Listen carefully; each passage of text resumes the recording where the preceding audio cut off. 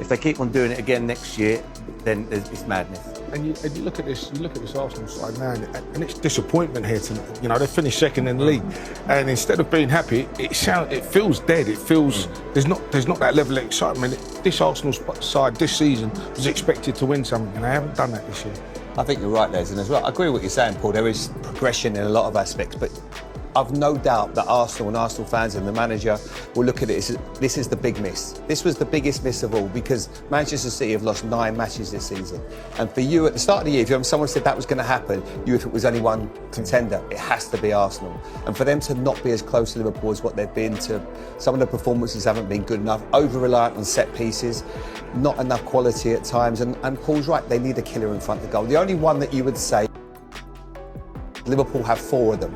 So that would be an area certainly is going to strengthen. It looks like they're going to be getting Gyökeres from Sporting. Who knows how he's going to do? He's obviously got a lot of qualities. He was at Brighton, then he went to Coventry. He's done really well at Sporting. That's an area they're going to try to address. But no doubt at all, you can dress this up as a real positive if you want. Say second again, it's not good enough this season. This will be the big miss for him because Man City in other years have been so good. Yeah, but disrespectful to Liverpool. Liverpool are a good team.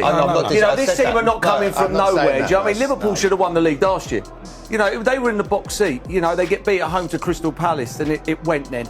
They're a good team. It's not like they've won it on. I've said that but it's not like they've won it on 60 or 70 points. They've been brilliant but up to until not be they've as won the close to league. them. That's what I'm saying, Paul. But I'm not but this it's very hard though, James, when you get It's it's very hard when you're juggling Champions League and that. They had that big game against Real Madrid. So were Liverpool. Yeah, Liverpool went out.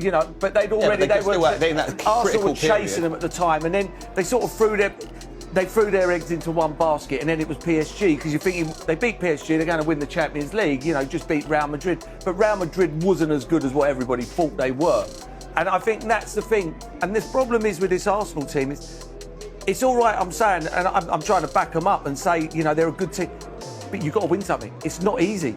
It's not easy. Every time it gets to like latter stages, they go, and I know people go, oh, they were ruthless last year and they just put their foot wrong once against Villa. But they did put their foot wrong.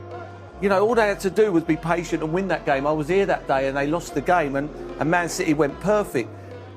But again, today, last week, next year they might have to go and beat Liverpool away and beat Newcastle at home. And it just, I don't know, it's not as easy as what people... Do you know what I mean? It becomes natural, it's hard. And that would be my worry. I think Arteta has got till Christmas, till everybody starts. I mean, they will have to be in the top 2 at Christmas to keep on going. You think he's got to win something next season? Yeah, I think next season, I think 4. Do you know what I mean? I think if you get to 4 and then no, you can't because everybody wants to play for Arsenal.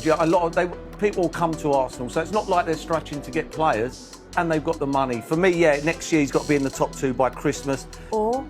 They'll go for someone else. They will. It's timings. You have timings. You've got to make opportunities. When it's your time, you've got to make it count. You see it go in circles. Teams like look at Liverpool. They went 30 years, nearly 30 years without a title. A club like that. And then all of a sudden it comes round. Now, bang, they win trophies. They're there or thereabouts again. Man City. I remember I was at Wembley yesterday at Man City. I remember when they were needing to score against Gillingham. And look at it now. Like I walked out yesterday, and I'm walking behind the fans, and it was like, that's how it was. It was like there was something next season. Yeah, it was no devastation. It was like, and I'm thinking, well, I ain't sure about that. I think again that's turning. They're not going to win 16 games on the trot next year. And you've got to make it count. Man United were dominant. Look at them now. And I just think they have to make it count. And I think this is the last year. And before after that. I think